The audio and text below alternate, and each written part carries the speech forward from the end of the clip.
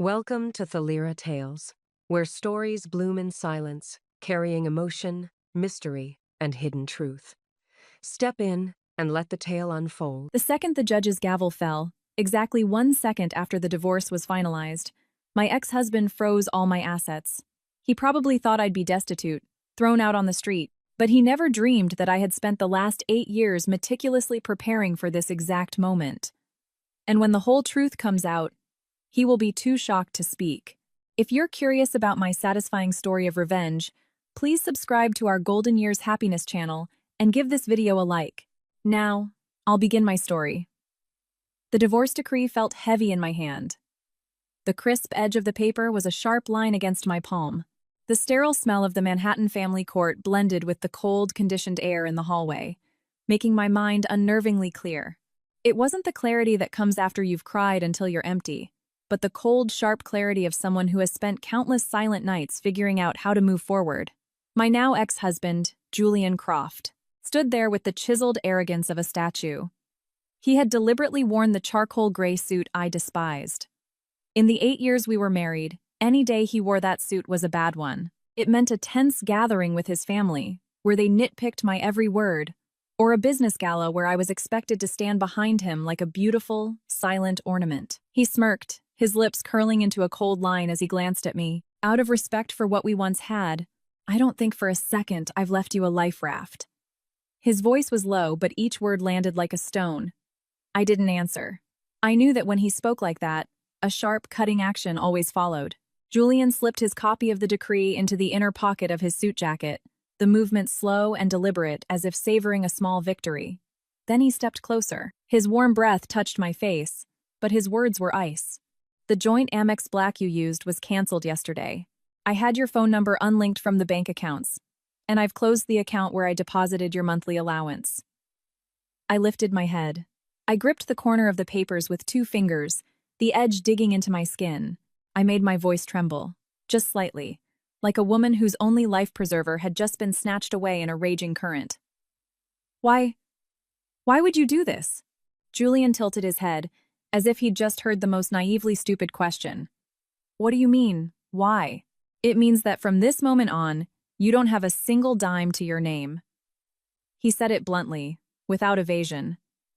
I've already had the locks on the Upper East Side townhouse changed.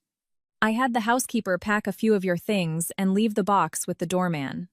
Oh, and about your parents out in New Jersey, I hear the bank has been calling them non-stop. Something about that loan they took out 6 months ago to bail out your brother's disastrous tech startup? Each word was not just an attack on me, but a calculated strike at my family's most vulnerable point. My parents were living on a small pension in the house they had spent their lives paying for. My younger brother's startup had imploded, dragging the entire family into a mire of debt. I had been quietly trying to manage the problem for years, not just out of concern for my parents, but because I knew that if Julian ever caught a whiff of my weakness, he would fashion it into a noose and tighten it around my neck. He took a step back and crossed his arms, his gaze raking over my face as if looking at something about to shatter. I'm just curious. How will you survive without me? Sleep under a bridge? Or maybe you'll all huddle together in that house before it goes into foreclosure? Go on, beg me. He leaned in. Neil. Maybe I'll feel a moment of weakness and toss you a few bucks for a room in a flophouse. A few people walking by glanced in our direction. Their passing stares stopped, pricking us like needles. I lowered my head, my shoulders shaking gently, making it look like I was stifling a sob. I knew Julian savored this feeling of power. He was addicted to watching others shrink at his feet. But he was wrong. I wasn't trembling with despair. I was trembling from the sheer effort of holding back the cold, triumphant laugh rising in my throat. 8 years. For 8 years as his wife, I had learned to stay silent when blamed, to be still when interrupted, and to smile when insulted. Julian thought it was submission. No. It was reconnaissance. I was measuring his every breath, documenting his habits, his weaknesses, and every person who stood in his shadow. I had been patient, like someone in a dark tunnel, tapping every single brick to find the way out. I lifted my head, my eyes precisely as moist as I had calculated. Did you really have to do this? Julian let out a triumphant laugh. Consider it a lesson in reality, Eliza. He bent down, his voice growing sharper. The reality is, without me, you are nothing. The paperwork is done. Now get lost. Don't stand here being an eyesore. With that, he turned away. His back was straight, his stride as decisive as someone who had just thrown out a bag of trash. I stood perfectly still, watching until his black Cadillac Escalade was swallowed by the river of traffic, its taillights vanishing. Only then did I brush a hand across my eyes. There was only the faintest trace of moisture, tears I had forced. I picked up the small roller bag beside me. It was absurdly light. I knew Julian's men had packed it with a few old clothes and trinkets. He would never have let me take anything of real value. He wanted me broke, hungry, and desperate enough to come crawling back. I walked out of the courthouse. For a while, I wandered like someone with nowhere to go. I stopped at a convenience store, dug a few coins from my pocket, and bought the cheapest bottle of water. As the cold liquid ran down my throat, my mind became even clearer. I felt a pair of eyes on me from a distance. Julian was even more cautious than I thought. He'd had me followed. I took out my smartphone and, with a feigned air of desperate habit, opened my banking app. I made sure my face registered shock and panic. My finger hovered over Julian's name in my contacts, lingering for a moment as if in conflict. I didn't press the call button. I sighed, picked up my suitcase, and started walking again. Somewhere, someone was recording this moment. They would report back to him that I was on the verge of collapse. I went down into the subway. As the train rattled past station after station, I left the gleaming skyscrapers of Midtown behind, heading toward the older, grittier neighborhoods of the outer boroughs. I didn't go to my parents' house. I couldn't. If Julian heard I had turned to my family, he would use them as hostages. I knocked on the door of a first-floor apartment in a small walk-up building. The person who opened it was Chloe, my best friend since college. The moment she saw me with the suitcase, her eyes reddened. She pulled me inside, her hands gripping my shoulders as if I might break. "Oh my God, Eliza, you really did it? You divorced him?" Chloe's voice trembled. "That monster. He just threw you out? With nothing?" I set down the suitcase and gave her a tight hug, patting her back comfortingly. "Don't cry." Chloe looked at me, her eyes a mixture of anger and fear. "Don't cry? What are you going to do now? You don't have a job, you don't have any money. You've been a housewife for 8 years. How are you going to live?" I sat down on a worn wooden chair and accepted the cup of warm tea she handed me. The warmth seeped into my cold palms. I looked Chloe in the eye and spoke slowly and clearly, my voice so calm it even surprised her. "I have a place to stay." Chloe stared. "A place to stay?" "Eliza, don't be stubborn." I opened my old handbag, the corners frayed from years of use. I reached into the deepest part of the lining, a section I had carefully restitched with a tiny needle and thread. Inside was an old, cheap flip phone. A burner. I pulled it out and placed it on the table, as if unveiling a long-held secret. I pressed the power button, and a faint blue screen flickered to life.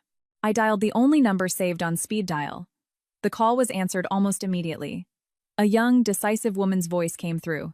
"Eliza Vance, is everything proceeding as planned?" I glanced again at the divorce decree in my hand, then looked toward the door, as if I could still see the shadow of the departed Escalade. A smile touched my lips, but there was no warmth in it. "Yes, as planned." I spoke each word, light as a whisper, but solid as a rock. "Operation Phoenix is officially a go. Tell each team to proceed at the designated time, and make one thing clear. Let him believe I'm hitting rock bottom." Chloe stood there, stunned. She looked at me as if I were a stranger. "Eliza, you—" I ended the call, tucked the burner phone back into its hiding place, and closed the handbag with a definitive snap. I turned to Chloe and gave her the faintest of smiles, just enough for her to understand that this was no longer an ordinary divorce. "Chloe, from now on, don't try to find me unless I contact you first. Don't tell anyone you saw me, especially not my parents, and definitely not anyone from Julian Croft's family." Chloe's mouth fell open, her eyes welling with tears. "I'm scared for you." I nodded. "I'm scared too. But being scared won't stop me." I stood up and picked up the Featherlight suitcase. Before leaving, I paused at the door. I felt a cold wind run down my spine, but it wasn't from despair. It was the feeling that the time had finally come. I looked back at Chloe one last time. "Thank you for being here for me," I said. "Now the storm is coming." I stepped outside, disappearing into the noise and exhaust fumes of a late New York afternoon. I deliberately walked down a few alleys with security cameras, letting them record the image of a distraught, recently divorced woman dragging a suitcase. When I was certain no one was following me directly anymore, I stopped in a secluded corner, took out the burner phone, and sent a short text. "Target activated. Maintain poverty persona. Maximize realism. Apply psychological pressure. Do not expose the plan." I put the phone away and took a deep breath. Julian Croft wanted to see how I would survive without money. Fine. I would show him. But by the time he realized what was happening, he would be the one with no way out. I didn't go to the safe house apartment I had prepared that night. If Julian already had people watching me, I had to give him exactly what he wanted to see. The image of a woman, fresh from a divorce with no money or support, struggling to find a foothold. I found a room for rent in a dingy walk-up in Sunnyside, Queens, for $800 a month.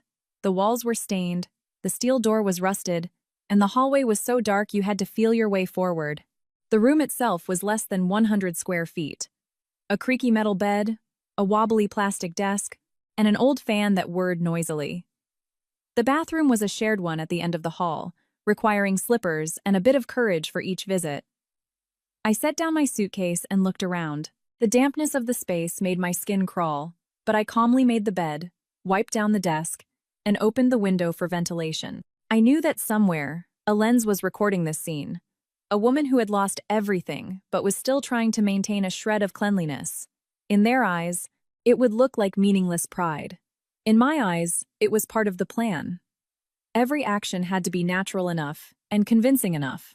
The next day, I dressed in a faded t-shirt and old jeans, my hair tied back in a low ponytail, no makeup. I went to a small mental health clinic in Midtown. At the reception desk, I spoke with a slightly hoarse voice and an anxious gaze. "I have an appointment. My name is Eliza Vance." I sat across from a therapist named Hannah.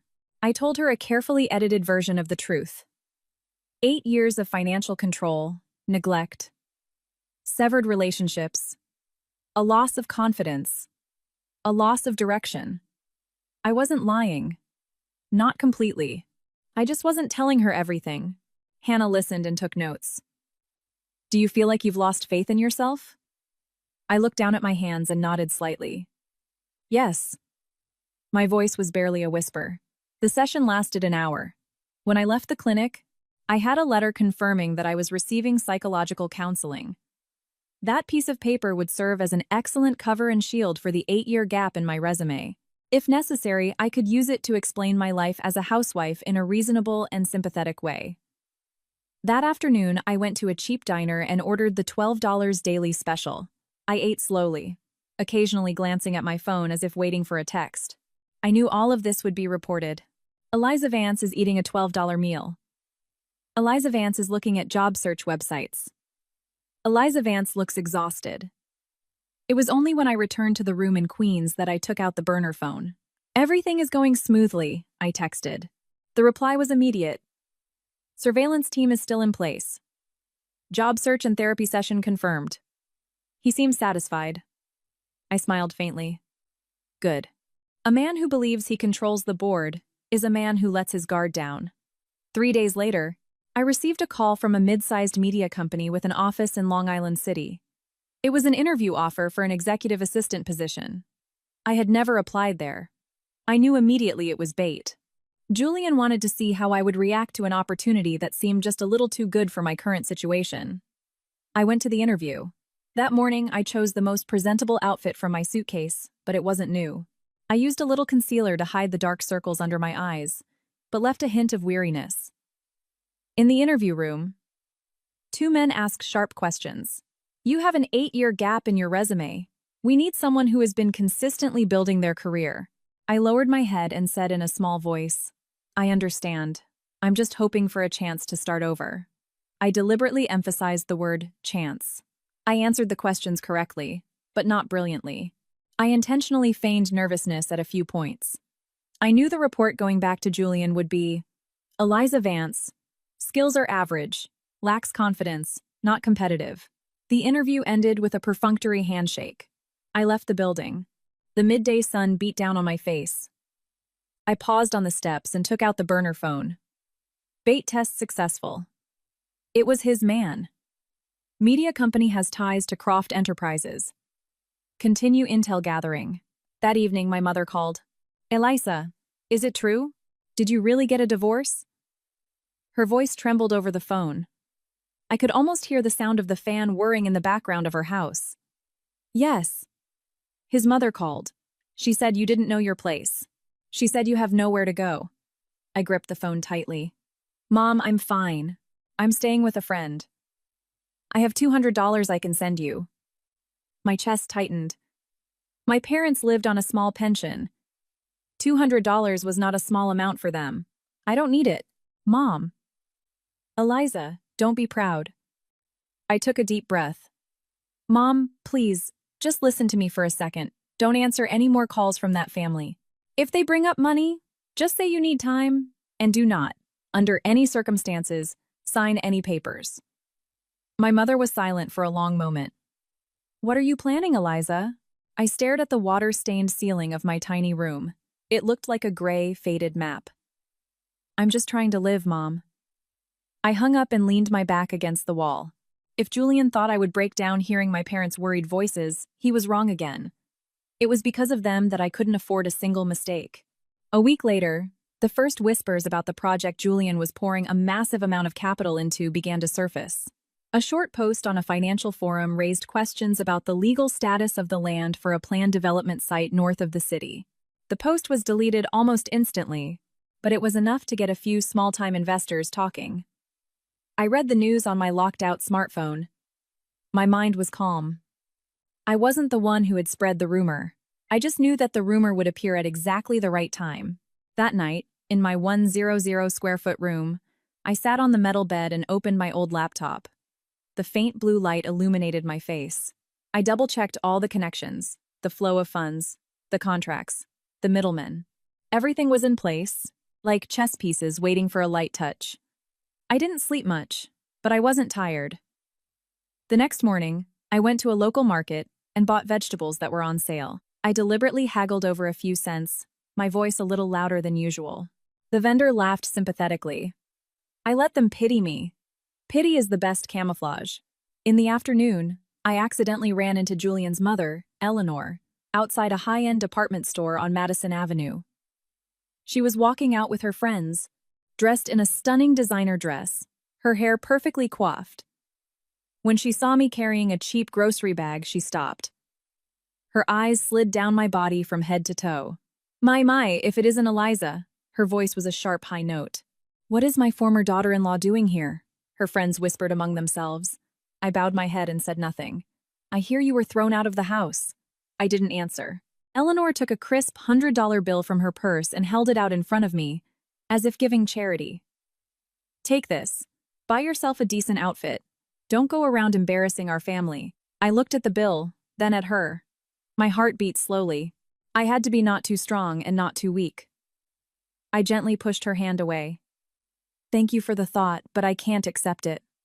My voice was quiet but clear. I don't need your money anymore. The air around us froze for a few seconds. Eleanor faltered for a moment, a flash of anger on her face. I bowed my head in a gesture of farewell and walked away. I knew this scene would be recounted to Julian over dinner.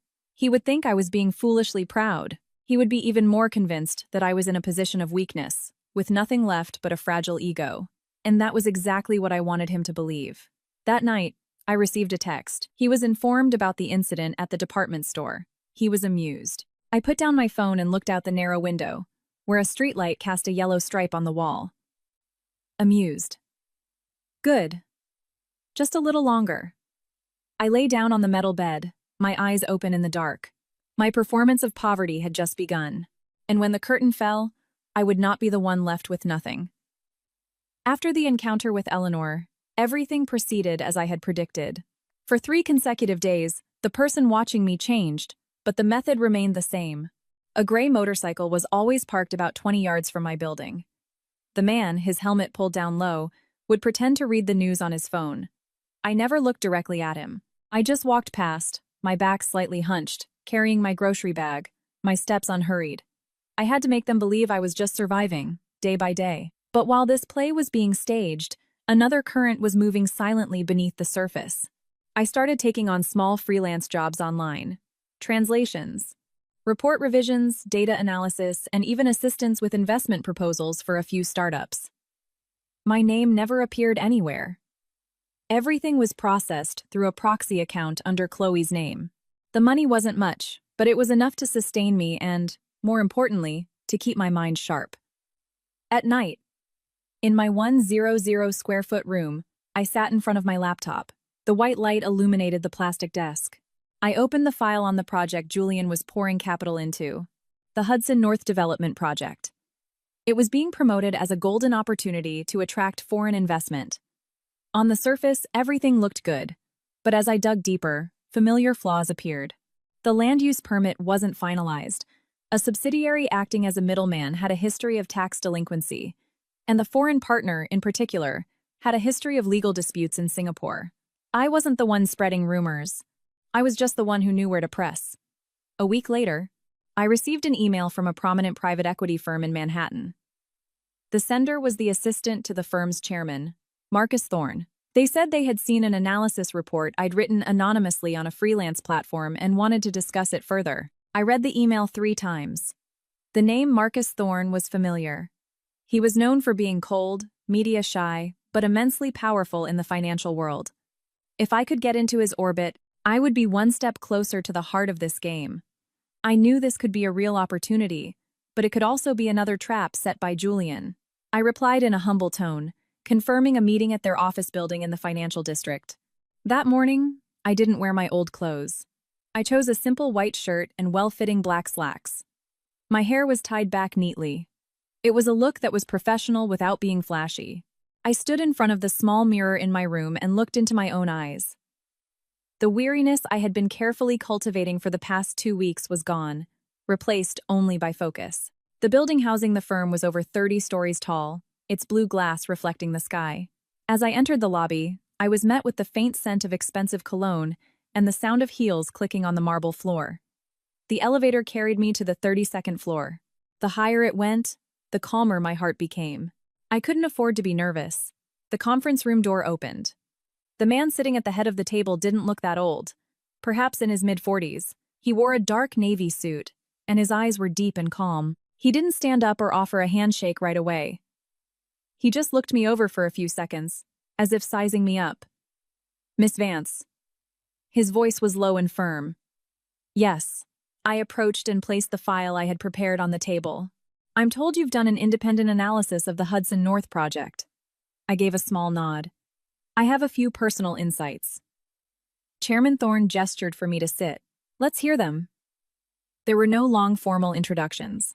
I opened my laptop and began explaining, one point at a time, the flimsy legal structure, the partner's risk profile, the possibility of a liquidity crunch if the foreign investors pulled out. I didn't exaggerate. I just presented data and concise conclusions. He didn't interrupt, but occasionally asked very specific questions. "If you were the managing director of this fund, what would you do?" I looked him straight in the eye. "I would temporarily halt the disbursement of funds and request a second legal review from an independent law firm. And I would insist on clauses in the contract that protect our capital before making any long-term commitments." The room was silent for a few seconds. Chairman Thorne gave a small nod. "Where did you work before?" "For the last 8 years I was at home," I said honestly. "Before that, I was an analyst at a securities firm." He looked at me for a longer moment. "Why did you quit?" I paused briefly. "I got married." He didn't ask any more questions. His gaze seemed to understand more than what I had said. The meeting lasted for almost an hour. As I stood up to leave, Chairman Thorne stopped me with a single sentence. "Have you considered working with me?" I tried not to show my surprise. "In what capacity?" "As an independent consulting analyst, to start. A 3-month contract. If you perform well, we'll talk about what comes next." 3 months. It was enough time to dig deep, to access data I could never touch on my own. "Yes, I'll do it," I replied in a calm voice. He smiled faintly. Then let's start next week. When I left the building, the sun was blindingly bright on the asphalt of Wall Street. I walked slowly, like someone who had just finished an ordinary interview. But in my mind, a door had already opened. That night, I returned to my room in Queens as usual. I still stopped at a cheap diner, still paid in cash, and still walked past that gray motorcycle. I still made them believe that nothing had changed. But when the night fell silent, I opened the burner phone. Phase 2 initiated. The reply was swift. Understood. Leaning against the wall, I recalled Chairman Thorne's eyes. He wasn't the type to trust easily. He had chosen me not out of sympathy, but for the value I could bring. That fact reassured me more than any words of encouragement. 2 days later, news came from Chloe. Julian was bragging to his partners that the Hudson North project is about to land a huge investment. He sounded extremely confident. I smiled faintly. Confidence is a good thing. When a person is at the peak of their confidence, they often fail to notice the cracks forming beneath their feet. I got up and went out to the narrow balcony at the end of the hallway. The night air was a mix of car exhaust and distant laughter. I looked up at the New York City sky, where the city lights had washed out the stars. For 8 years, I had stood in Julian's shadow, quietly observing the way he signed contracts, the way he handled crises, and the way he blindly trusted in the power of money. He never believed in the power of patience. But I had all the patience in the world. I would be the one reading the reports no one else wanted to read. I would be the one seeing the real numbers hidden behind the glossy facade. And when the time was right, with just the lightest touch, the entire tower he had built on confidence would begin to shake. I went back to my room and closed the door. The performance of poverty had to continue. But behind the scenes, I had already entered another room, one with brighter lights and newly arranged chess pieces. My first week on the 32nd floor went by like clockwork. The offices of Thorne Capital were not as chaotic as other financial firms. People here spoke in low voices, typed softly on their keyboards, and looked at their monitors more than they looked at each other. There was tension, but not confusion. I liked that. I was given a desk by the window overlooking the financial district. The city looked small from up here. Skyscrapers glittered in the sun, and the cars below were like a constantly moving stream of color. I made a promise to myself not to be intoxicated by this view. I wasn't here for the scenery. On my second day, I attended an internal meeting about the investment portfolio for the next quarter. The Hudson North Development Project was third on the list. When the slide came up on the screen, the logo of Croft Enterprises was displayed prominently. The projected growth figures presented alongside it were extremely optimistic. Mr. Croft has personally guaranteed a high return on investment, an analyst from the team said. If we get in early, the projected ROI is excellent. I didn't speak immediately. I waited until Chairman Thorne turned to me. Miss Vance, your opinion? All eyes turned to me. I could feel my own heartbeat, but my voice was steady. I recommend we delay the disbursement of funds for another 2 weeks. The room fell silent. We need to re-verify the legal status of the land and the credit history of the foreign partner. Another employee frowned. We've already checked that. I nodded. You checked it at a routine level. I want to check it more deeply. Chairman Thorne didn't ask any more questions. He just said curtly, we'll give Miss Vance 2 weeks. With that one decision, I was given the space to operate. I started working as if the 8-year gap in my career never existed. I contacted old colleagues in the legal field and asked them to review the land use permit documents. I reached out to a specialist who had worked in Singapore and asked about the foreign partner firm. I meticulously documented every small piece of information. I peeled back the layers, one by one, like an onion. And then, the cracks began to show. The foreign partner had been sued in the past for concealing debt. The legal documents for the land showed that the rezoning was not yet complete, yet Croft Enterprises was already promoting it as a done deal. And the subsidiary acting as a middleman had an opaque financial relationship with an individual who had been investigated for tax evasion. I sat in front of my screen, looking at the data as it unfolded. There was no sense of triumph, only certainty. Julian wasn't a stupid man. He knew there were risks, but he believed he could control them.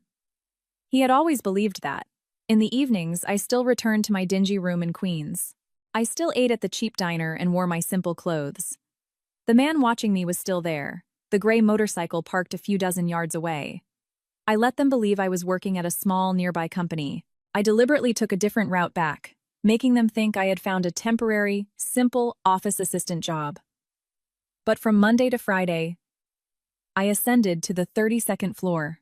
A week later, a second article about the Hudson North Project appeared on a financial news website.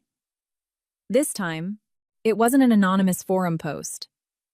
The article questioned the transparency of the capital structure. It didn't draw any conclusions.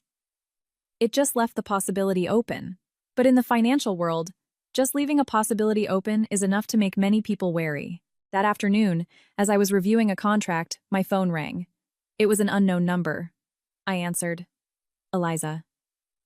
It was Julian's voice, sharp and clipped. I paused for a moment before replying. Yes. I hear you're working again. He couldn't see it, but I was smiling. A girl's gotta eat. He scoffed. Where are you working? Some little firm? Something like that, I answered briefly. Are you doing okay? The question sounded like concern, but it was laced with probing curiosity. Yes, I'm fine, he asked.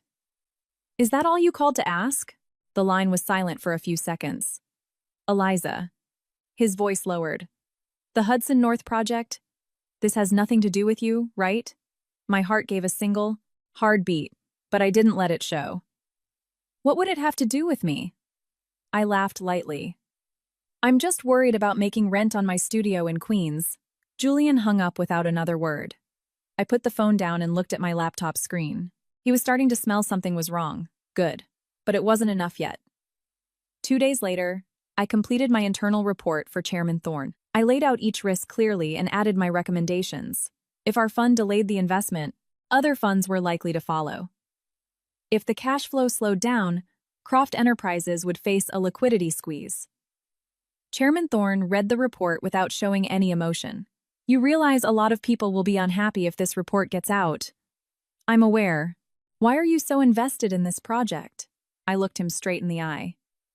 Because I don't like cracks that have been covered over with a glass facade. He looked at me for a longer moment.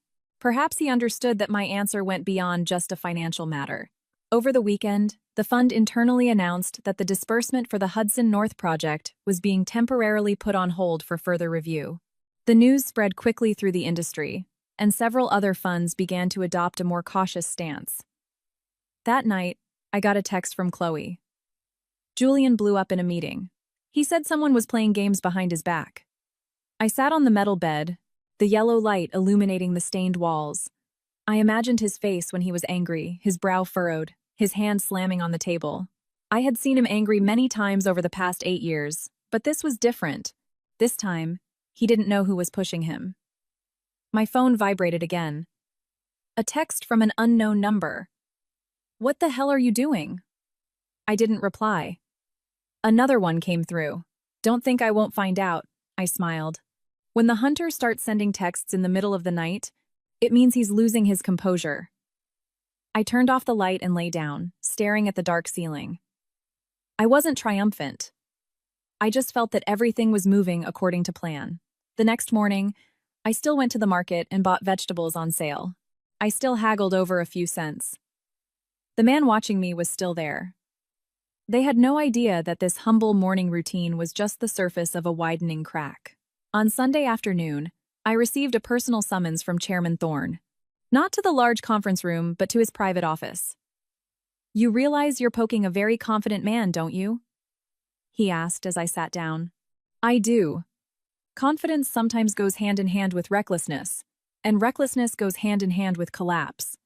He nodded, his gaze growing sharper. You're not just trying to protect our fund, are you? I was silent for a moment before answering honestly. I just hope there are no more victims of that recklessness. He didn't ask any more questions. I'll be keeping a close eye on this project, he said. Keep up the good work.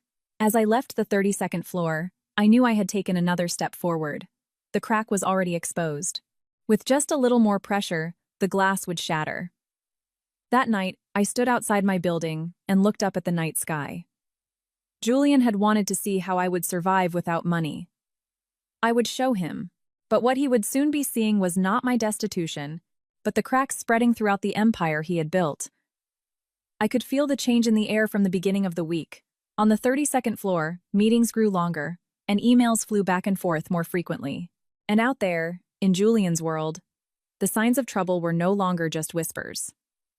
On Monday morning, just as I arrived at the office, the internal phone rang. "Eliza, my office." Chairman Thorne's voice was curt. I walked into his office. The glass door closed, creating near-perfect soundproofing. He placed a file in front of me. "Their cash flow is starting to tighten," he said. I didn't need him to say the name to know it was Croft Enterprises. 2 of their main banks have requested additional collateral. I quickly flipped through the pages. The numbers didn't lie. When Thorne Capital put its funding on hold, other investors had followed suit. The promised capital was tied up, but the costs for site preparation and legal consulting were still mounting. Several partners were demanding payment earlier than scheduled. "Will they be able to raise the funds?" I asked. Chairman Thorne leaned back in his chair. "It's possible if they get additional capital from their foreign partner. But what if that partner is also feeling the pressure?" He didn't finish the sentence. I understood. A liquidity squeeze is like a small crack in a wall. At first, no one pays it any mind. But if water seeps in for long enough, the entire wall will crumble. That night, I got a text from Chloe. "Julian is scrambling for cash. He's telling everyone it's just a temporary crunch that will be over by the end of the month." I stared at the screen, my heart unmoved. Julian was skilled at raising money. He had connections, a reputation, and the kind of confidence that made people believe him. But a reputation is like a stock. Once trust is shaken, its value can plummet faster than anyone expects. 2 days later, a major financial newspaper published a cautious analysis of the Hudson North project, emphasizing the need for legal transparency. There was no accusation, no conclusion. It just asked questions. But sometimes questions are more dangerous than accusations. In the afternoon, my phone rang. It was Julian. I answered. "What is it?" His voice was no longer as relaxed as before. "Eliza, where are you working now?" "I told you. A small firm." "A small firm with access to a major private equity fund?" I paused for a moment. "Do you really think I'm capable of that?" He let out a ragged breath on the other end of the line. "You're ruining me." "I'm just worried about making rent," I replied lightly. "How could I possibly ruin you?" The line was silent for a few seconds. Then his voice dropped. "If you need money, I can give it to you." I cut him off. "I don't need it." I could hear him grinding his teeth. "Eliza, don't be foolish." "I'm not being foolish," I said slowly. "I'm just surviving." I hung up before he could say another word. My hand wasn't shaking. I didn't feel victorious or triumphant. I just felt like the gears were turning as they should. That weekend, I was invited to attend a private meeting with 2 banking executives. The topic was reevaluating the risk level of several real estate development projects in the region. The name of Croft Enterprises came up multiple times. One banker said bluntly, "We don't want to tighten the credit line, but if their cash flow doesn't recover in a timely manner, we'll have no choice but to take action." I just listened. I didn't interject. I understood the mechanism. When banks lose trust, they don't need to make a scene. They just change the terms of the contract. And the new terms can suffocate any company short on cash. In the evening, I returned to my room in Queens as usual. I still turned on the whirring fan and washed vegetables in a small plastic basin. The man watching me was still there, but I knew he had heard the rumors too. He probably knew his own employer was in trouble. I opened the burner phone. Phase 2. Sufficient pressure applied. Stand by for contingency plan. The reply came back. Contact made with independent legal team. Documents related to the subsidiary can be released if necessary. I didn't reply right away. I looked at my shadow cast on the wall by the open window. Releasing the documents meant accelerating the process. But I didn't want everything to collapse too quickly. I wanted Julian to remain confident that he could still raise the funds. When people have hope, they tend to pour more money into a deeper hole. The next morning, I received a direct call from Julian. He suggested we meet at a quiet cafe in Soho. I arrived on time. He was already there. He looked a bit thinner, with faint dark circles under his eyes, but his gaze was still sharp. "You look okay," he said, trying to sound nonchalant. "I'm breathing." He scoffed. "Eliza, what do you want? I don't want anything from you. Don't play games with me." He leaned forward. "If you're behind all this, stop. I can give you enough money to live comfortably for the rest of your life." I looked down at the black coffee in front of me, then lifted my head. "You told me I was nothing without you." He flinched. "I'm living without you," I continued. "Isn't that enough?" The air between us grew taut, like a guitar string. "You think you can beat me?" he asked, his voice low. "I'm not playing a game to win or lose," I replied. "I just don't want to be a chess piece anymore." He was silent. For the first time, I saw not contempt in his eyes, but a flicker of genuine unease. "I'll get through this," he said, as if trying to convince himself. "Good luck." I stood up first. As I left the cafe, I didn't look back. That night, Chloe's texts came in a flurry.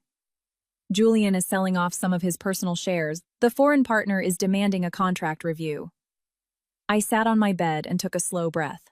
The liquidity squeeze was tightening around him. I knew this was only the beginning of the storm. And when the real storm hit, it wouldn't be cautious articles or private meetings. It would be stark red numbers, a deluge of phone calls, and sleepless nights.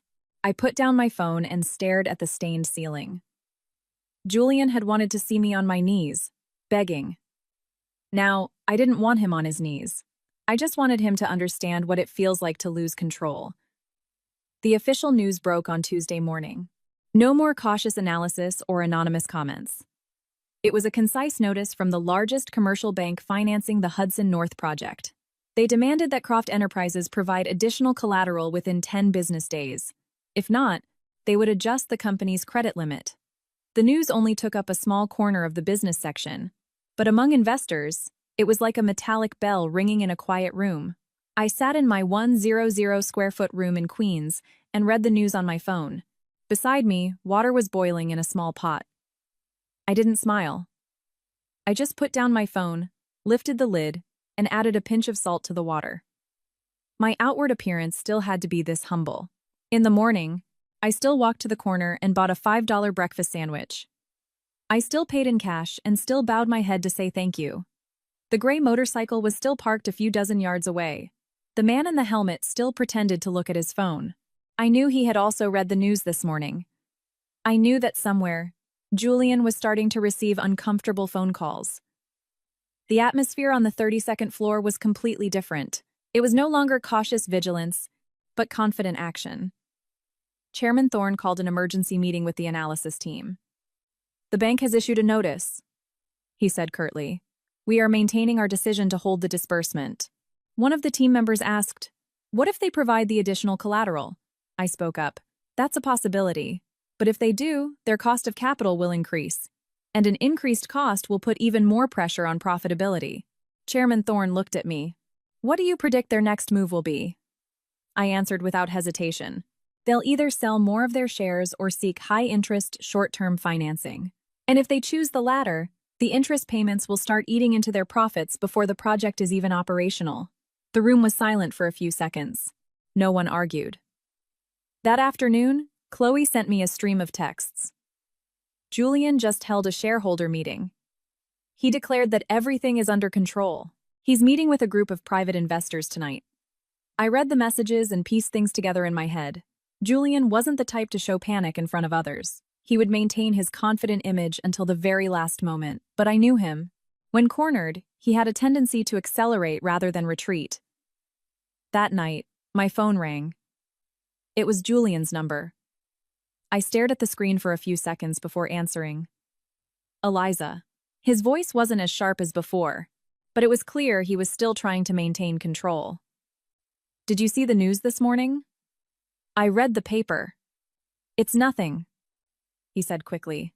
"Just a procedural issue." I remained silent. "You don't believe me," he said.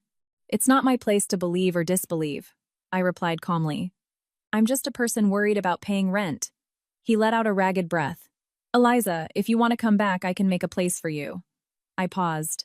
Come back and do what? At least you wouldn't be living like this.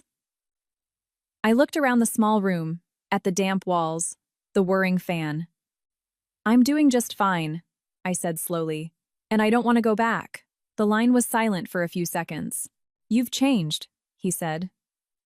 Maybe, I replied. Or maybe I'm just not afraid anymore. I hung up before the conversation could drift into unnecessary emotional territory.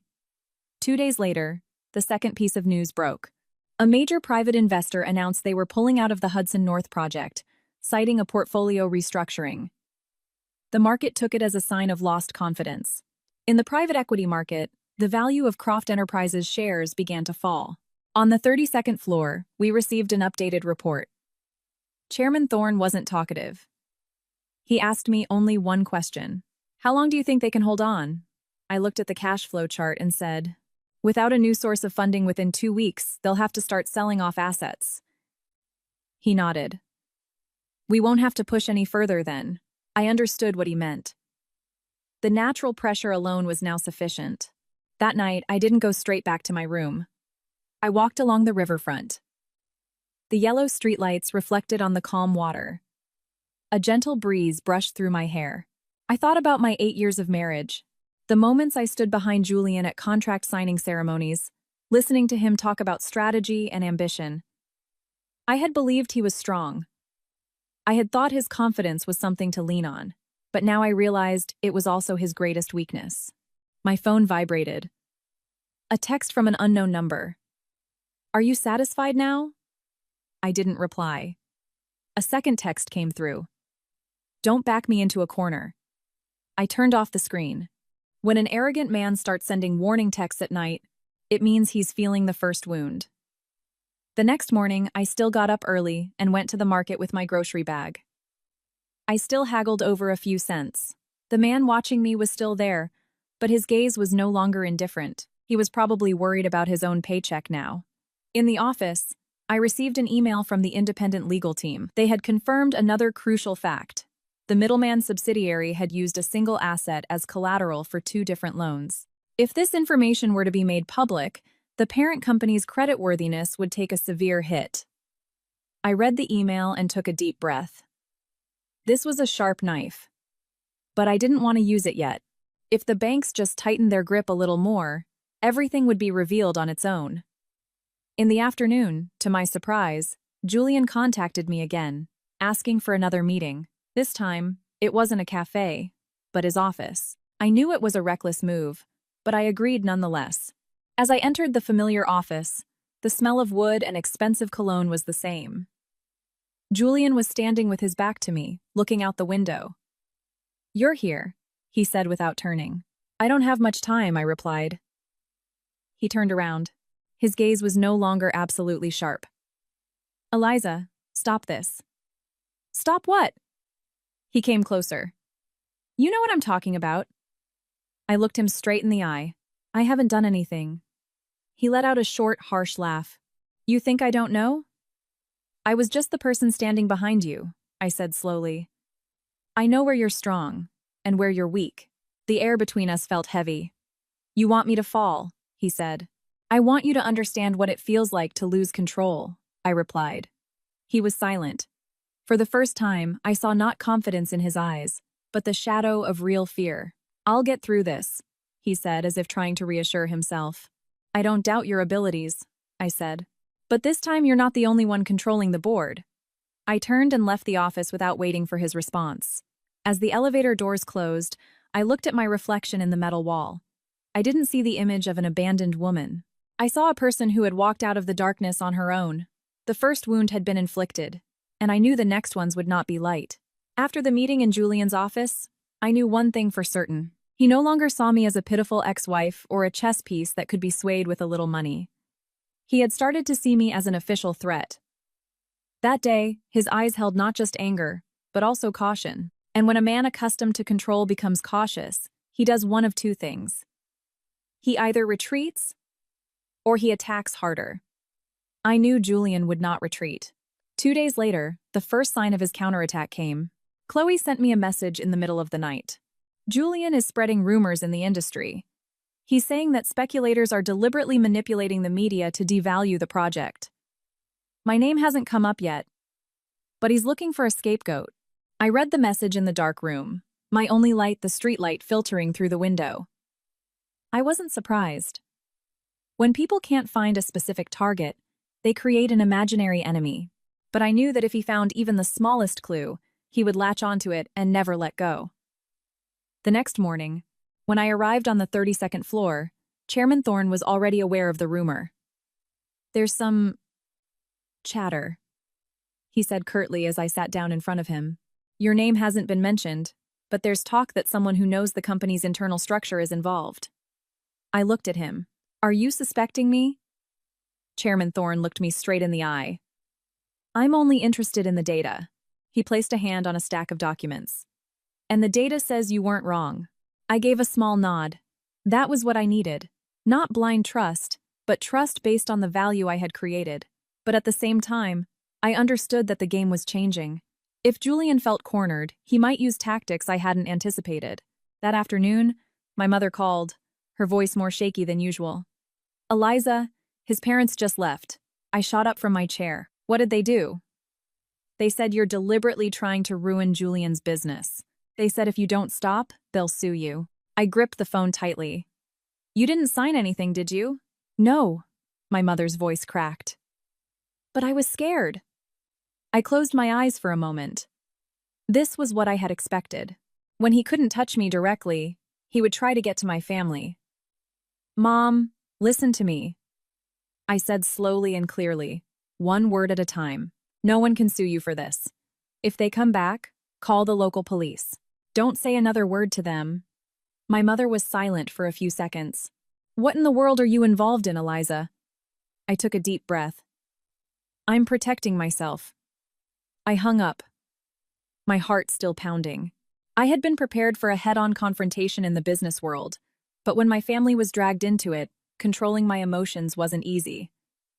That night, I sent a message on the burner phone. "Activate family protection protocol. Intensify internal media monitoring. No public response."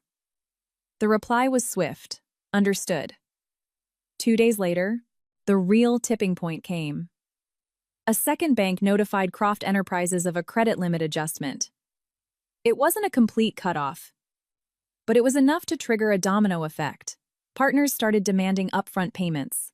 Rumors began to circulate that several high-level executives at his company were already sending out their resumes. On the 32nd floor, we continued to receive updates. Chairman Thorne called a short meeting. "This is a critical moment," he said. "If they can't secure funding within 10 days, they'll have to start selling off key assets." I looked at the cash flow chart. The red lines were getting thicker. "He won't sell easily," I said. "He'll try to protect his image until the very last moment." Chairman Thorne looked at me. "Do you still think you're an outsider in this game?" I knew the question wasn't a reprimand. It was a reminder that I was now so deep in this that I could no longer pretend to be uninvolved. Late in the afternoon, Julian called. This time, his voice had lost its composure. "Eliza, what the hell do you want?" "I don't want anything. I, I, I, I, I, I, I, I, I, I. Don't lie to me," he snarled. "The second bank just tightened the credit line. You think that's a coincidence?" I was silent for a moment. "You told me I was nothing without you," I replied. "Are you now saying I have the power to do all this?" He let out a ragged breath on the other end. "You're getting revenge." "I'm just not saving you," I said lightly. "There's a difference." A few seconds of silence followed. "Eliza." His voice dropped. "I could lose everything." "I know the feeling," I replied. "You already gave me a taste of it." I hung up. My hand trembled slightly, but not from fear. It was from the realization that I had crossed a line. This was no longer a game of controlling the pace. This was the moment he truly felt the crisis. That night, I didn't go straight back to my room. I sat on a bench by the river, watching the cars go by. I thought about the past. About the days I had waited for him to come home late. The times I had remained silent when he ignored me in front of others. The moments I had believed that patience was the way to protect my family. I didn't regret what I had loved, but I no longer wanted to live in that shadow. My phone vibrated. A text from Chloe. Julian just had an emergency meeting. He's decided to put up more of his personal assets as collateral. I stared at the screen, my heart slowing. This was the tipping point. When a person starts using their personal assets to save a corporation, it means they're pouring in almost everything they have. I replied with a single line, maintain silence. The next morning, the market reacted even faster than I had expected. The rumor about the personal assets being used as collateral spread. No one confirmed it, but it was enough to keep the value of the company's shares falling. On the 32nd floor, Chairman Thorne looked at me after receiving the report. "Do you have any regrets?" he asked. I looked out the window at the city sprawling under the sun. "I didn't push him off the ledge," I said. "I just didn't pull him up." He didn't say anything more. That night when I returned to my room, the gray motorcycle was not in its usual spot. I paused for a few seconds. They had either pulled their man, or they had changed their method of surveillance. I opened the door and stepped into the familiar small space. I sat on the metal bed and stared at the stained ceiling. The tipping point had been reached, but I knew that a building doesn't collapse from a single crack. It requires more force, more time, and more pressure from multiple directions. And I knew that every step I took from now on would be more dangerous. The disappearance of the gray motorcycle from the alley was no coincidence. That morning, when I went out to buy my usual breakfast sandwich, I paused. The man in the helmet was gone. The prying eyes from behind a phone screen were gone. The alley was still noisy with the sound of delivery scooters, but I knew one thing. Julian had pulled his surveillance. Either he no longer had the resources to spare on me, or he was focusing all his energy elsewhere. Both possibilities were in my favor. The air on the 32nd floor was heavier than ever. The 8 a.m. internal intelligence update confirmed a major development. The foreign partner in the Hudson North project had sent an official letter stating they would conduct a full review of all partnership conditions before the next transfer of funds. The reason they gave was a very polite one, ensuring transparency and investment security, but anyone in the financial world knew it was a signal of doubt. Chairman Thorne called me into his private office. "The foreign partner is slowing down," he said curtly. "This is the first domino." I looked at the file on his desk. "If they pull out completely, the project will face a severe funding shortage." He nodded. "And when the project is short on funds, the banks will have a legitimate reason to apply even more pressure." We looked at each other for a few seconds. Without another word, we both knew the chain reaction had begun. At lunchtime, Chloe's texts came in a flood. Julian just had a video conference with the foreign partner, and he was furious. Apparently, they demanded more transparent information about the middleman subsidiary. I read the text and quickly put the pieces together. The middleman subsidiary. That was the biggest weakness. I hadn't exposed that information yet. But if one of the banks or other investors dug a little deeper, it would be discovered on its own. That same afternoon, a financial news site published an article about the potential liquidity crisis for several development projects in the region. No specific names were mentioned, but no one in the market was mistaken about who it was targeting. The market reacted faster than expected. The value of Croft Enterprises shares continued to fall. This time, it wasn't a gentle decline, but a sharp drop. That night, my phone rang incessantly. It was Julian. I stared at the screen for a few seconds before answering. "Eliza." His voice was more hoarse than before. "What are you doing?" "I just got off work." "Did you see it?" he asked. His voice taut like a guitar string. The stock price collapsed. "I saw the news," I replied. "Are you satisfied now?" I was silent for a few seconds. "I never set out to satisfy or disappoint you." He let out a ragged breath. "Eliza, I could lose everything." "I lost everything too," I said slowly. "The difference is, I had no one to beg." The other end of the line was silent. I heard him take a deep, shuddering breath. He continued, "If you're involved, stop. I'll take care of your family's problems. I'll even pay off your parents' debt." I smiled faintly. You think you can buy my silence with money. You're just angry right now. I'm not angry, I replied. I'm just not afraid anymore. I hung up. For the first time since the divorce, I heard a clear crack in his voice. It wasn't a warning or a proposal. It wimpo. It was the last desperate gasp of a man trying to hold on to something slipping through his fingers. The next morning, the official news broke that the foreign partner was temporarily halting all fund transfers until an independent review was complete. This meant the project's cash flow was almost completely cut off. A third bank announced it would be re-evaluating its entire credit line. On the 32nd floor, Chairman Thorne stared at the bright red graph on the screen. A chain reaction, he said. It's happening faster than I thought. I looked down at my hands. I didn't feel happy.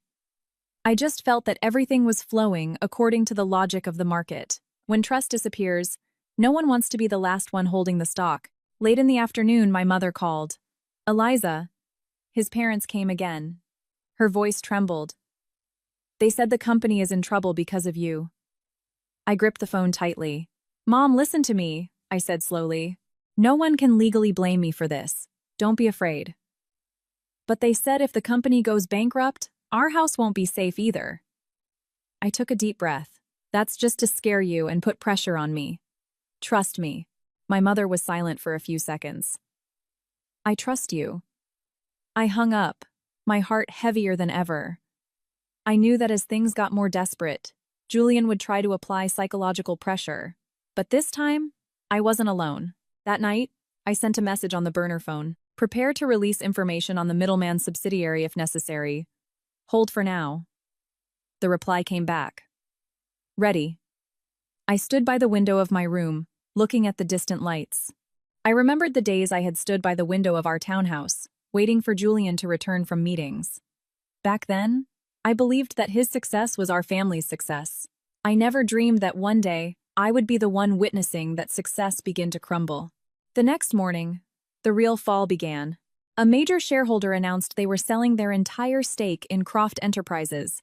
The news spread like wildfire, and the stock price continued its freefall. Financial forums began to openly mention the Hudson North project by name. My phone rang. It wasn't Julian, but Chairman Thorne. Come up to my office. I walked in. He was standing by the window. This is the decisive moment, he said. If the information about the middleman subsidiary gets out, it will be the final blow. I looked at him. What do you want me to do? I want you to consider, he replied, that sometimes a building will collapse on its own without another push. I was silent. I knew he wasn't just talking about profits. He was asking me if I was going to cross that final line. That night, Julian called again. This time, he didn't beat around the bush. Eliza, I want to talk in person. We have nothing more to talk about. You're backing me into a corner. His voice was hoarse. Do you want to see me go bankrupt? I looked at my reflection in the mirror. I want you to understand that no one is above the laws of the market. You think this is fair? I'm just not saving you, I said again. There's a difference. The line went quiet. The chain reaction had already started. And I knew that whether I pushed further or not, the game had already entered an irreversible stage. That morning, the sky over New York was gray, as if the entire city was holding its breath before a great storm. As I stepped onto the 32nd floor, I could feel a different kind of urgency. No one was speaking loudly, but phones were ringing off the hook, and update emails were pouring in. The market ticker on the large screen in the workspace was blinking a familiar red. The stock price of Croft Enterprises continued its steep decline. It was no longer a normal fluctuation. It was an unstoppable fall. I sat at my desk and opened the latest update report. One line stood out. Official demand for loan restructuring within 7 days. In finance, 7 days could be the line between life and death. Chairman Thorne emerged from a conference room. His gaze was calm, but sharper than usual. Miss Vance, he called softly. I stood up and followed him into his office. The foreign partner has pulled out completely, he said. It's no longer a review. I nodded. Then their cash flow is practically severed. He looked at me. What do you predict he'll do next? I took a deep breath. He'll either try to find a last-minute strategic investor or sell off a major asset at a fire sale price. And if no one buys, I said slowly, the building will collapse on its own. The air in the office felt as heavy as lead. This was no longer about strategy. This was about survival. That afternoon, Chloe called me instead of texting. Her voice was urgent. Eliza, things are really bad. Julian was just publicly berated by the shareholders. There are even calls for his removal as CEO. I was silent for a few seconds. How did he react? He said everything is under control, Chloe sighed. But from what I saw, his face didn't have that same old confidence. I hung up and rested my hands on my desk. I remembered his eyes at those lavish parties, holding a wine glass, talking as if he held the future in his hand. I had once believed in those eyes. Now I understood it was just a brilliant glass facade hiding an inner recklessness. That night, my phone rang. Julian's name appeared on the screen. I stared at it longer than usual before answering. Eliza. His voice was hoarse, stripped of its usual intimidation. Can you meet me? I think we've said everything we need to say. No, we haven't, he said urgently. I need to talk to you in person. I was silent for a moment. Where? That cafe we used to go to? I agreed. The cafe wasn't crowded. The scent of dark coffee mingled with soft music. Julian was sitting in the furthest corner. He was no longer in his usual impeccable suit. His shirt was slightly wrinkled, his tie loosened. He looked up as I approached. His eyes were deeply tired. You came, he said quietly. I sat down across from him. What did you want to say? He looked at me for a few seconds, as if weighing his pride against reality. I need more time. Time for what? Time to raise the funds. If this project collapses, I'll lose everything. I looked him straight in the eye. You told me I was nothing without you. He closed his eyes for a moment. I was wrong.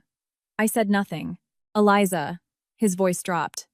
Can you talk to the people at that fund? Ask them to stop?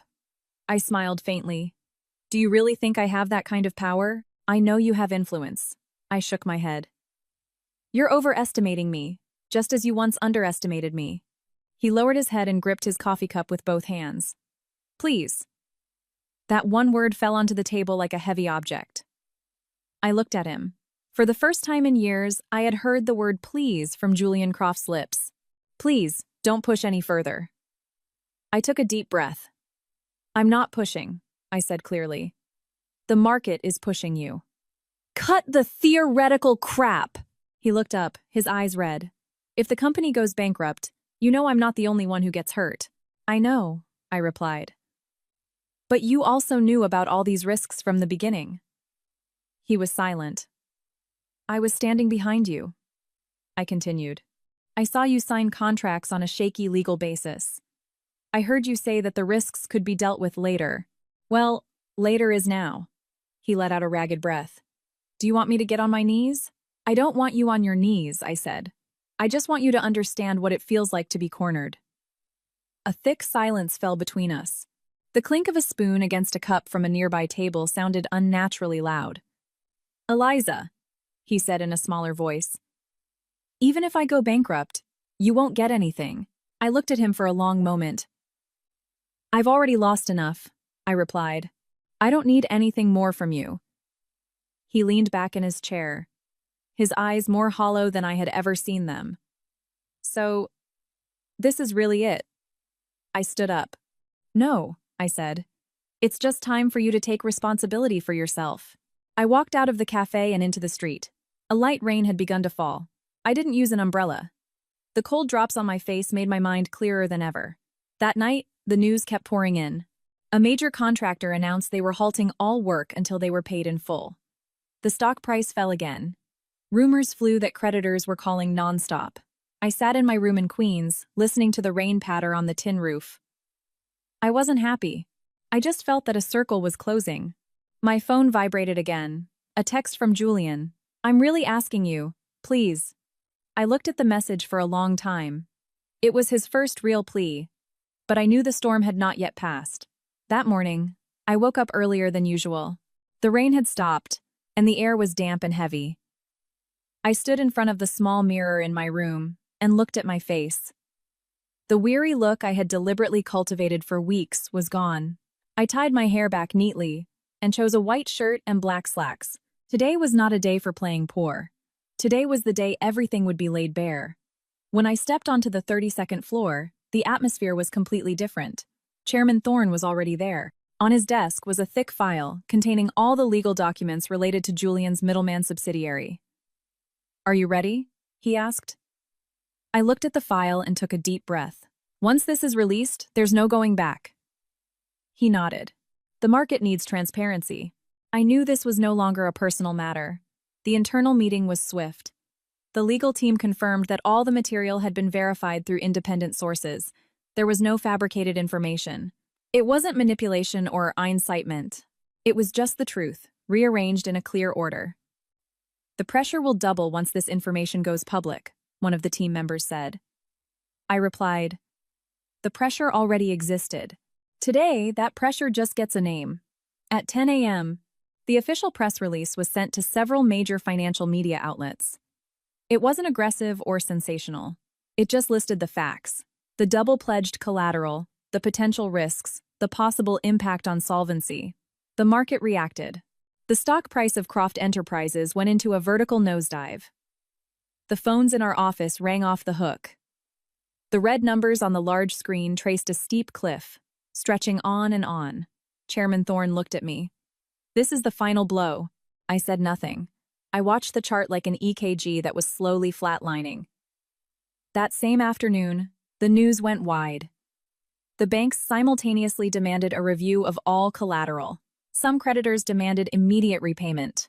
The already drained cash flow was now almost completely cut off. Chloe called, her voice urgent.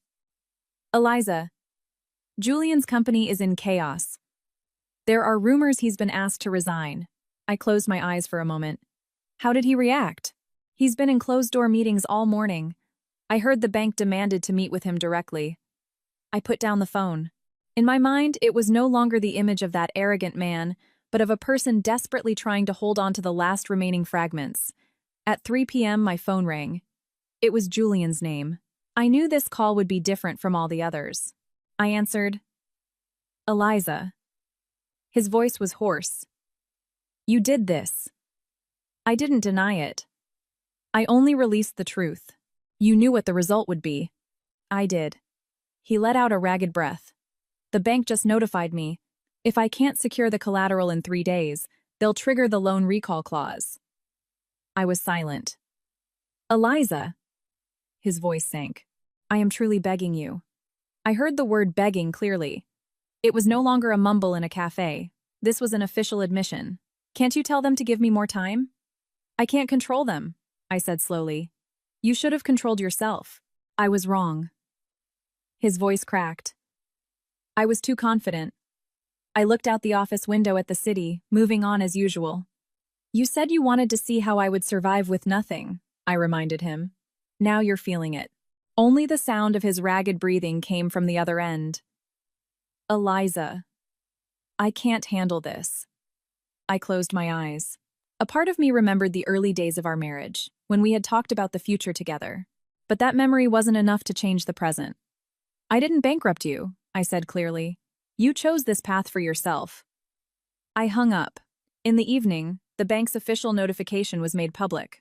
If a plan for additional collateral was not presented within 3 days, the loan would be classified as non-performing and dealt with according to the contract. It was practically a death sentence. I sat in my small room in Queens, watching my phone screen light up incessantly. News, comments, analysis, the name Julian Croft was all over the financial forums. My mother called, "Eliza, this has gotten so big. Are you okay?" I smiled lightly. "I'm fine, Mom." My mother was silent for a few seconds before saying quietly, "I don't blame you." I gripped the phone tightly. I just wanted us to stop being afraid. I hung up and stared at the ceiling. The day of revelation was over. The board was no longer hidden. Somewhere in this city, Julian was sitting amidst a storm of phone calls, payment demands, and suspicious glances. And I was sitting in my 100 square foot room, listening to the whir of a fan. I no longer needed to play poor, but I decided to stay here until everything was well and truly over. The day of revelation had passed, and from now on, everything would manifest not as psychological pressure, but as real-world consequences. The 3 days given by the bank were like a countdown timer hanging over Julian's head. Even if you couldn't see it, everyone could feel its heavy ticking. Time waited for no one. The 3 days were not for salvation, but merely to confirm what was about to happen. On the first of those 3 days, I walked into the 32nd floor with a completely different mindset. I was no longer a person taking careful steps. No longer someone waiting for a reaction. The board had been flipped, and I was just watching to see which piece would fall first. Chairman Thorne was in the conference room. The screen displayed the latest status of Croft Enterprises' cash flow. "They're trying to sell a reserve property in Westchester," he said. "But the asking price is almost 10% below market value." I looked at the chart and said, "When you're desperate for cash, you can't negotiate on price." He nodded. "But the buyer also knows they're desperate." This meant that even if they sold the land, the money would be far from enough to plug the liquidity hole. At lunchtime, Chloe sent a text. "Julian is running around everywhere. He met with 2 major investors this morning. Any hope?" I texted back. "I heard they're demanding a change in management as a condition for investment." I took a slow breath. A change in management. That meant Julian would lose control of the company that was like his own child. That afternoon, my phone rang. It was Julian. I knew this call would be different. I answered. "Eliza." His voice was noticeably tired. "I've sold almost all of my personal assets." I was silent. "But it's still not enough." "I told you," I replied lightly. "I'm not the one creating this pressure." "Stop with that," he cut me off. "I know I was wrong. I know I was too confident. But what I don't understand is, if they call in the debt, I'm not the only one who goes down. Hundreds of employees will lose their jobs." His words struck a chord. I had thought about this. I didn't want innocent people to become victims. "Do you have a restructuring plan?" I asked bluntly. He spoke quickly. "I do. But I need more time." "Time isn't earned with promises," I replied. "You have to prove there's a possibility of recovery." The line was quiet. "Can you tell them that I have a clear plan?" I took a deep breath. "I can't vouch for a plan I haven't seen." "I'll send you the proposal," he said hurriedly. "I just need you to look at it." I agreed. Not because I wanted to save him, but because I wanted to know if he had truly learned anything from this crisis. That night, I received an email. It was a nearly 30-page restructuring plan. I read it, line by line, in my quiet room.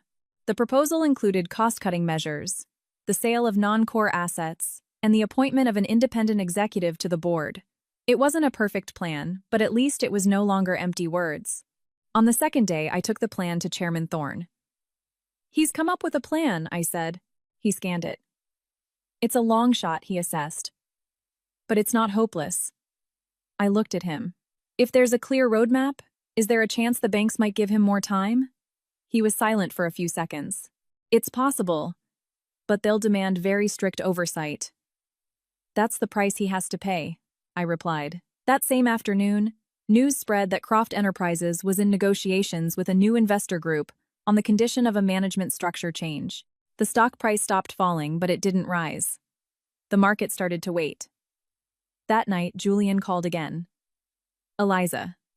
His voice wasn't as urgent as before. "I know you saw the plan." "I did. What do you think?" "I think you've finally understood that you can't control everything on your own." He let out a light sigh. "I've lost so much." "So did I said. "The difference is I learned from what I lost." The other end was quiet. "I'm going to accept the management change," he said slowly. "I don't have a choice anymore." The third day came faster than I thought. In the morning, the lead bank officially announced that it would consider a deadline extension if the company submitted a restructuring plan involving new investors and an independent board. It wasn't a pardon, but it was a narrow opening. On the 32nd floor, Chairman Thorne looked at me. "Do you want us to support the extension?" I looked out the window at the city under a new sun. If the plan is strictly supervised and completely transparent, I think they should be given a chance. He nodded. This isn't a personal matter anymore. I smiled faintly. No, it's not. That afternoon, Julian sent me a short text. The bank has agreed to review the extension. I read the message, my heart not as heavy as before. Not because he was completely out of the crisis, but because he had had to pay the price of his control and reputation. The final 3 days had ended not with a total collapse, but with a glimmer of opportunity. But that opportunity no longer belonged to arrogance. It belonged to accountability. I sat in my small room, listening to the regular whir of the fan. I knew that from now on, the story would flow in a different direction. It was no longer a war of pressure, but a question of how people stand up again after hitting rock bottom. The standoff ended not with the thunderous crash of a collapse, but with the opening of a door, just wide enough for air to get through. Julian's company didn't go bankrupt immediately, but it was no longer the confident empire it once was. The market had seen its cracks, the banks had attached conditions, and the new investors demanded a complete overhaul. From now on, his every step would be monitored. That morning, I went to work on the 32nd floor with a strange feeling. It wasn't a sense of victory, nor was it relief. It was just the quiet after a storm has passed. Chairman Thorne was looking at an updated report when I entered his room. The bank has agreed to a 30-day extension, he said, on the condition that an independent board is appointed this week. I nodded. He'll have to cede control. He looked at me. Do you think he can accept that? I don't think he has a choice anymore, I replied. There was no hint of malice in my voice. It was simply the reality. When you hit rock bottom, you either give up or you accept change. That same afternoon, the official news was released that an interim CEO from outside the company had been appointed. The market reacted cautiously. The stock price stopped falling and fluctuated slightly. No one could say anything for certain, but at least the freefall had been slowed. In the evening, Chloe called. Julian seems different, she said quietly. Different how? I've never seen him so quiet. I looked up at the ceiling of my room. The old mold stains were starting to dry out. Maybe he's learning to listen, I replied. Or maybe he's just exhausted. Chloe sighed. Eliza, are you okay? I'm okay, I said honestly. And for the first time since this all began, I realized I was no longer swayed by his every move. My heart no longer pounded when I heard bad news, and I no longer stayed up all night waiting for updates. I had played my part. The rest was his responsibility. 2 days later, I received an email from Julian. Not a call, not a short text, but a long email. He wrote that he had signed the restructuring agreement, accepted the reduction of his control, and agreed to have an independent oversight committee monitor all cash flows. He didn't blame anyone. He didn't mention my name. He just wrote one sentence at the end. I understand now what it means to lose control. I read the email in my office, amidst the white lights and the rhythmic sound of keyboards. I didn't reply right away. I just let it be, like a belated confession. In the afternoon, Chairman Thorne called me into his room. Do you want to continue monitoring this project? He asked. I think my role here is finished, I replied. He looked at me searchingly. You don't want to see it through to the end? I've seen enough, I said slowly. The rest is a process of recovery, not collapse. He gave a small nod. You've grown. I smiled. Maybe. Or maybe I'm just not in the dark anymore. That night, I returned to my room earlier than usual. The familiar alley was still bustling. The sound of children playing, the sputter of a scooter, the smell of food from a small restaurant. I stood in front of my door and looked around. This place was once the stage for my performance of poverty. Now it was just a temporary shelter. I sat on the metal bed and opened my old suitcase. It still contained only a few simple clothes, but I knew my life was no longer contained within that bag. My phone rang. It was Julian. I answered. Eliza. His voice was low, no longer tense. I just finished signing everything. I know. I'd like to see you. I was silent for a few seconds. Why? I want to thank you. I frowned slightly. Thank me? For what? For not pushing me all the way off the cliff. I let out a light breath. I didn't save you. I know, he replied, but you could have chosen a different path. I looked out the window. The yellow streetlight cast a long shadow on the wall. "What did you learn?" I asked. A few seconds of silence. "That money doesn't always solve everything," he said slowly. "And that not everyone needs me." I didn't reply right away. "That's enough," I finally said. We didn't meet. We didn't need to. That conversation was enough to close a chapter. The next morning, I arrived at the office early. I went out to the balcony on the 32nd floor and looked down at the financial district. The city was as busy as ever. No one knew that an empire had just been on the brink of collapse. No one knew that a woman, once considered nothing, had been behind the movement, but it no longer mattered. I realized I no longer wanted to define myself by someone else's downfall. I wanted to define myself by the path ahead of me. That night, I packed up my room in Queens. I folded the thin blanket, took down the hangers, and wiped the plastic desk clean. As I watched the room empty out, my heart felt lighter than I had expected. It wasn't just Julian who had changed after hitting rock bottom. I had changed too. I left that building on a clear morning. There were no tears, no dramatic scenes. I just pulled my old suitcase, walked out of the alley, and paused for a moment to look around one last time. This had been the stage for my play, the place that had heard me sigh as I read reports through the night, the place that had witnessed the pressure tightening.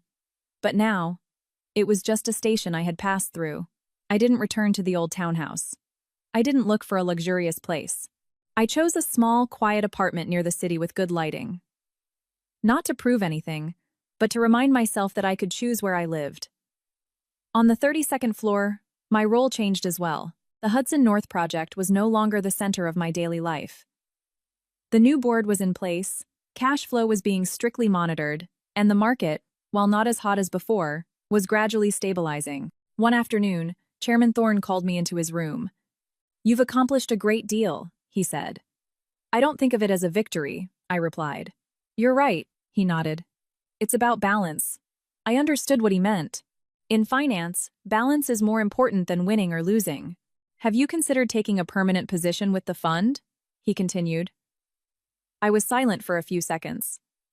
"I need some time to think." He smiled. "This time, the time is yours." With those words, it suddenly hit me. For the first time in years, I was no longer being pushed by my circumstances. I had the right to choose. That night, I received a text from Chloe. Julian just held an internal press conference. He admitted to his managerial mistakes. I read the text without any emotional stir. "How did he seem?" I texted back. "Not like before. He's lost a lot of his sharp edge." I put down the phone and looked out from the balcony of my new apartment. The city was unchanged under the lights, but I had changed. 2 days later, Julian sent a short text. "Your family's debt has been fully repaid." I looked at the message for a long time, not because I was moved, but because I understood this was his way of closing a circle. I called him back. "You didn't have to do that." "I needed to." His voice was calm. "It wasn't to get something. It was just a responsibility." I took a deep breath. "Thank you." Just those 2 words. Nothing more. We didn't speak again. In the office, I started working on a new project, helping smaller companies build sustainable financial structures to avoid the kind of liquidity crisis I had witnessed. I realized I wanted to use this experience to help others avoid falling into a similar vortex. One morning, while giving a presentation to a group from a young startup, I suddenly saw my old self in them, people who trusted one individual so much that they forgot about systems and risks. I told them something I had also had to learn at a very high price. Never bet your entire future on a single person, no matter how brilliant they are. Those words weren't just for them. They were for the me of 8 years ago. Over the weekend, I was invited to speak at a major financial conference. My name was on the list of speakers as a risk analysis expert. When I stood on the stage under the white lights, I no longer felt like I was standing in someone's shadow. I was standing on my own, and I wasn't afraid. After the conference, people came up to shake my hand. Among them was a familiar face. It was Julian. He was wearing a simple suit, no longer with any hint of flamboyance. "Hello," he said. "Hello," I replied. We stood facing each other in the crowd. There was no more tension, no more anger. "I heard your presentation," he said. It was very clear. "I was just speaking about what I've learned." He nodded. "I'm relearning too." I looked at him for a few seconds. "I'm glad to hear that." We didn't say anything more. There was no need for apologies or dredging up the past. Some things were understood well enough without being repeated. As I left the convention hall, I stopped on the steps and took a deep breath of the night air. I remembered that day in the cold courthouse hallway, holding the divorce decree. From then until now, everything had been a steep curve.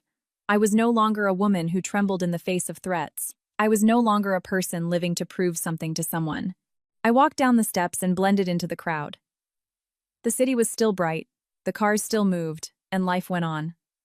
But for me, this was the first moment I had truly stepped into the light. Not out of someone else's shadow, but from my own.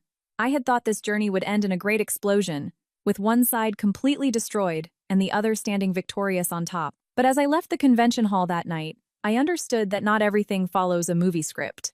There were no fireworks, no dramatic revenge plot. There were just people who had hit their own limits and had been forced to change. In the weeks that followed, my life slowed down to a strange new pace. No more incessant phone calls in the middle of the night. No more bright red graphs dominating the screen. I still worked at the fund, but I was no longer focused on the Hudson North project. I was assigned to lead the risk assessment team for new investments. The job required absolute cool-headedness and objectivity. And for the first time, I found myself doing it calmly, without mixing in any personal feelings. One morning, Chairman Thorne came to my desk. "Have you thought about my offer?" he asked. It was about the permanent position. I looked at him and nodded. "Yes, I'll accept," I said. "It's not because of the title or the money. It's because I know I'm ready to stand in that position, no longer in anyone's shadow." Around the same time, the news about Julian's company gradually stabilized. The new management made more cautious decisions. Some projects were scaled back, and some assets were sold to reduce debt pressure. There were no more flashy expansion plans or boastful press conferences. Instead, there was quiet restructuring. Chloe still occasionally gave me updates. "Julian doesn't appear in the media much anymore," she said in one call. "He spends most of his time on internal matters." She couldn't see it, but I nodded. Perhaps he had understood the value of sustainability. Chloe was silent for a few seconds before asking, "Have you ever regretted it, even once?" I thought for a long time before answering. "No," I said. "But I'm not proud of it either." That was the truth. I wasn't happy to see the man who was once my husband humbled. But I didn't regret protecting myself and my family. One afternoon, as I was preparing meeting materials, my phone rang. Julian's name appeared on the screen. I stared at it for a few seconds before answering. "Eliza." His voice was calm. "I'd like to have a meal." "Why?" "It's not to apologize or talk business." He paused. "Just a meal." I was silent. "I think we've said everything we need to say." "Maybe," he said. "But some things need to be properly closed." I thought for a few seconds. "All right," I agreed. We met at a small restaurant, not the kind of lavish place where he used to host extravagant parties. Julian was there first. When I walked in, he stood up, a polite gesture I hadn't seen from him in a very long time. "Thanks for coming," he said. "I came to listen," I replied. The meal proceeded without any dramatic scenes. He talked about the restructuring process, about having to learn to listen to the board's opinions, about the feeling of losing control and gradually coming to accept it. "I used to think I couldn't be wrong," he said slowly. "Now I know where I was wrong." I didn't interrupt him. "And I know I hurt you." His voice dropped. "I don't expect you to forgive me." I put down my fork. "I don't live with grudges anymore," I said. "But I'm not going back either." He nodded. "I understand." We didn't bring up the past. We didn't mention the harsh words, the cold nights, the contemptuous looks. Some things were better left where they had fallen. When the meal was over, he looked at me at the restaurant door. "I hope you find peace," he said. "You too," I replied. I walked away without looking back. Not out of coldness, but because I knew I had truly closed the book on everything. Back in my apartment, I opened the balcony doors to let in the night air. I remembered the first days after leaving our home, my mind filled with confusion and self-blame. If someone back then had told me I would be where I was today, I wouldn't have believed them. Now, everything was no longer about war, or revenge, or proving a point. It was just the journey of two people who were once entangled, who had hurt each other, and who were now growing. I looked down at the lit-up streets, listening to the distant sound of cars. Life went on, stopping for no one. And I knew the final part of this story was not about collapse, but about realization. Some storms pass through to destroy. Some storms pass through to make people build again from the ground up. But some storms target not houses or money, but arrogance and the illusions we build for ourselves. When my storm was over, I was not standing on ruins. I was standing in the middle of an empty lot, able to decide for myself what to build next. One morning, towards the end of the year, I was in my new office at the investment fund. The small nameplate on my desk was unassuming, but it was enough to remind me that I had come a long way. I was no longer the neglected wife from my old marriage. I was no longer the person who quietly calculated every step to turn the tables. I was just myself, a person with experience, scars, and a calmness forged in a storm. The Hudson North project gradually stabilized. There were no more reckless expansion plans or articles praising incredible growth rates. Instead, there were clear financial reports, regular oversight meetings, and slow but steady progress. I was no longer directly involved in the project, but I sometimes read the reports, not out of curiosity, but because I wanted to see if the lessons had been properly applied. One weekend afternoon, I went to visit my mother. The small house was the same, but my mother's face looked much more relaxed than before. "You look so different these days," she said as we sat drinking tea. "How so?" "More confident, but not so heavy anymore." I smiled. "Maybe I've finally learned to let things go." My mother looked at me for a long time. "Letting go is a good thing, but don't let your heart become hard." I nodded.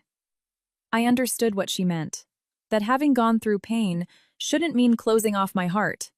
That night, I received a text from Julian. It wasn't an apology or a proposal. It was just a photo of a company conference room, with the sentence, "First meeting with the new board. Learning from scratch." I looked at the photo for a few seconds before replying, "Be patient." That was all. Nothing more, nothing less. I no longer felt a flutter or discomfort when his name appeared on my screen. Just a sense of peace. My life no longer revolved around proving something. I started making time for the things I had put on hold. I took an advanced course in risk management. At night, instead of staring at stock charts, I read books. I went for a jog every morning, feeling my own heartbeat instead of the market's volatility. Once, a young colleague asked me, "Aren't you afraid of failure anymore?" I thought for a moment before answering.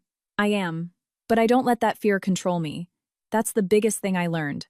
Not how to beat someone else, but how to not be ruled by fear. A year after I held that divorce decree in my hand, I stood on the stage of another financial conference.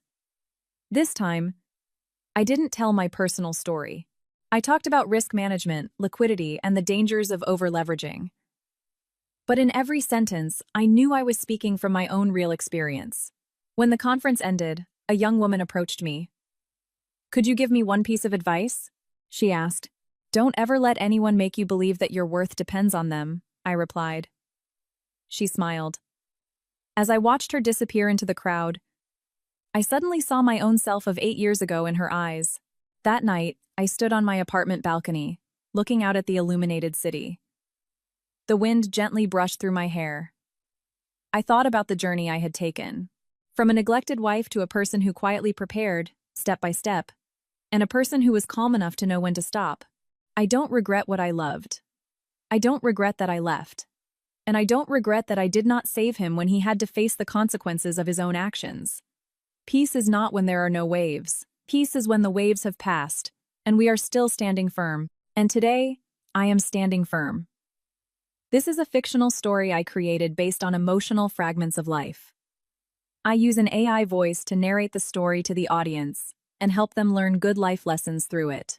The characters in the story do not represent any specific individuals. The lessons that can be learned from this story are as follows.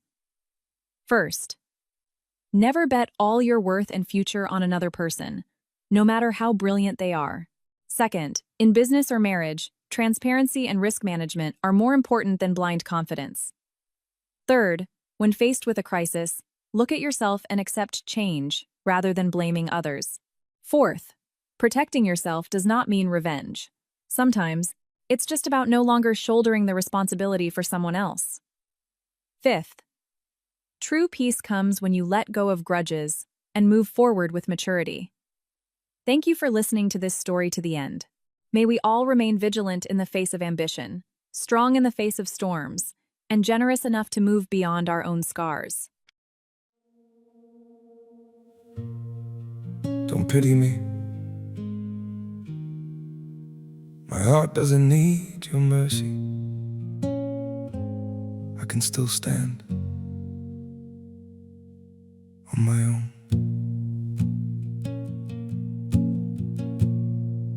I was broken by your leaving, fell deeper than I thought I would.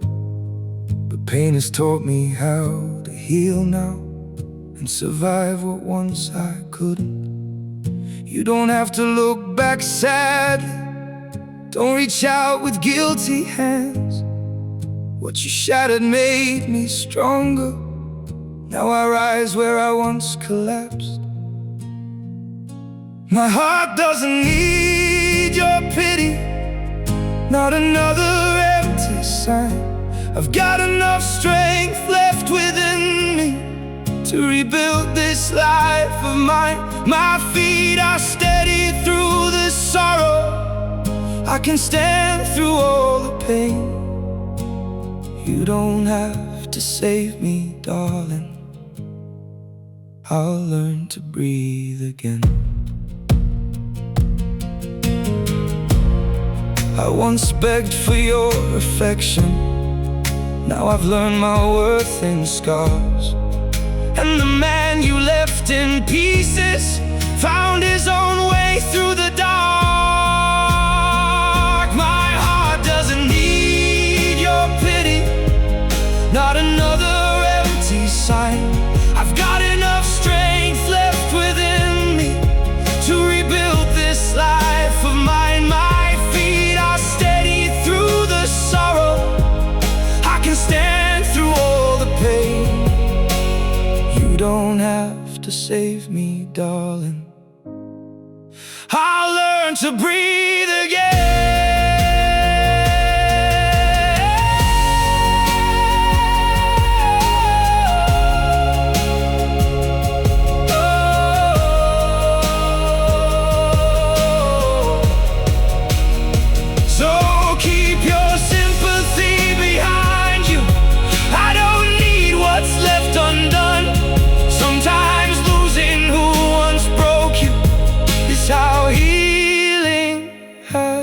Begun. My heart doesn't need your pity, not another empty sign.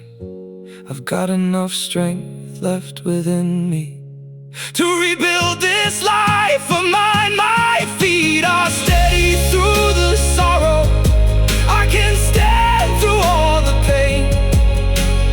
You don't have to save me, darling, I'll rise alone again.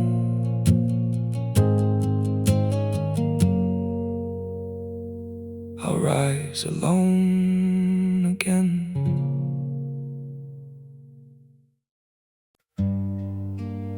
Some days feel off, like I'm standing but still falling. A little pain, a little tired, and no one to tell it all to. There are days that feel unsteady, like I'm drifting out of place. Every step just feels so heavy, with a smile I have to fake. A little hurt I keep inside me, a little weight I always hide, and 1,000 quiet worries I've been holding deep inside. There's no one here to tell it to, no one who would understand. So I carry all these feelings like they're slipping through my hands. A little broken, little lost, trying hard to just get through. All these nights I stay awake with everything I never say to you. I keep walking through the silence like it's all I've ever known. Every crowded room reminds me how it feels to be alone. There's no one here to tell it to, no one who would understand. So I carry all these feelings like they're slipping through my hands. A little broken, little lost, trying hard to just get through. All these nights I stay awake with everything I never say to you.